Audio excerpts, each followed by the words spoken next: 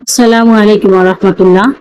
আমি লিজা আক্তার আমাদের YouTube channel থেকে জানাচ্ছি আপনাদের সবাইকে স্বাগতম।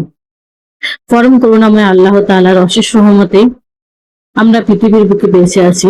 তিনি আমাদের জন্য পৃথিবীতে অসংখ্য নিয়ামত রেখেছেন।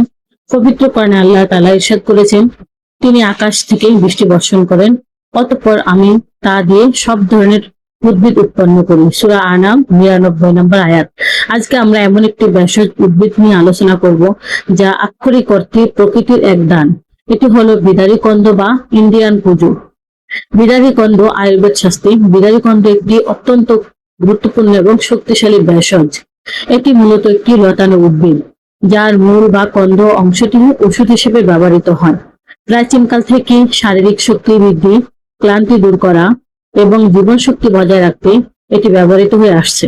ইসলামের দৃষ্টিতে চিকিৎসকরা ভেষজ উপাদান ব্যবহার করা সুন্নতসম্মত, কারণ রাসূল সাল্লাল্লাহু আলাইহি ওয়াসাল্লাম নিজে বিভিন্ন প্রাকৃতিক উপাদানের মাধ্যমে চিকিৎসা গ্রহণ করতেন। এখন জেনে নেওয়া যাক বিদারী কন্দের বিশেষ কিছু উপকারিতা। শারীরিক শক্তি ও জীবনী শক্তি বৃদ্ধিতে এটি একটি চমৎকার অ্যাডোফটোজেন হিসেবে কাজ করে, যা শরীরের ক্লান্তি দূর করে এবং দীর্ঘস্থায়ী শক্তি যোগায়। যারা দ্রুত দুর্বল হয়ে পড়েন তাদের জন্য এটি বেশ উপকারী। রোগ প্রতিরোধ ক্ষমতা, এতে রয়েছে প্রচুর পরিমাণে অ্যান্টিঅক্সিডেন্ট যা শরীরের ইমিউন সিস্টেম বা রোগ প্রতিরোধ ক্ষমতাকে শক্তিশালী করে।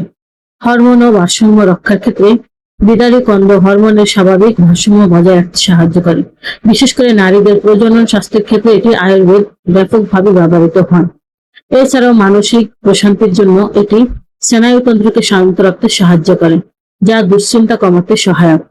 ত্বকের উজ্জ্বলতার জন্য এর পুষ্টিগুণ ত্বকের শুষ্কতা দূর করে এবং অভ্যন্তরীণভাবে ত্বককে সজীব রাখে।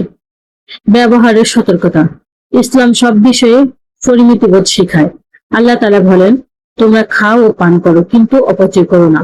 সূরা আরাফ ৩১ নম্বর। যে কোনো ভেষজ ঔষধ গ্রহণের ক্ষেত্রে এই নিয়ম প্রযোজ্য।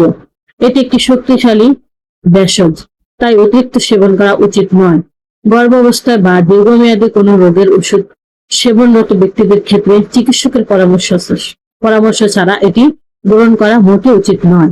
কখনো এমন বিশ্বাস রাখা যাবে না যে ওষুধ নিজেই রোগ সারায়, বরং রোগ সারানোর ক্ষমতা কেবল আল্লাহ তাআলার হাতে। ওষুধ কেবল একটি মাধ্যম।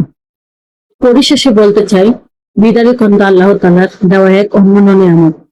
প্রাকৃতিক উপায় বা আয়ুর্বেদ অনুসরণ করা ভুল কিছু নয়, যদি তা পবিত্র কোরআনের শিক্ষা এবং বিজ্ঞানের সাথে সামঞ্জস্যপূর্ণ হয়। তবে কোনো কিছুতেই চূড়ান্ত নিরাময়কারী মনে করবেন না। আল্লাহ তাআলা আমাদের সবার শরীরের যত্ন নেওয়ার তৌফিক দান করুন এবং আমাদের সুস্থ রাখুন। মনে রাখবেন, অসুস্থতায় ধৈর্য ধরা এবং আল্লাহর উপর ভরসা রাখা মুমিনের গুণ। সুস্থ থাকুন, আল্লাহর শুকরিয়া আদায় করুন এবং আল্লাহ তাআলার নিয়ামতের সঠিক ব্যবহার শিখুন। আমাদের এই ভিডিওটি যদি আপনার সামান্যতম উপকার এসে থাকে, তাহলে আমাদের চ্যানেলটিকে সাবস্ক্রাইব করুন এবং আপনার পরিচিত সবার কাছে শেয়ার করুন। প্রিয় দর্শকবৃন্দ, আজ এ পর্যন্তই। সবাই ভালো থাকেন, সুস্থ থাকেন। দেখা হবে পরবর্তীতে নতুন কোনো ভিডিও নিয়ে। আসসালামু আলাইকুম ওয়া রাহমাতুল্লাহ। আল্লাহ হাফেজ।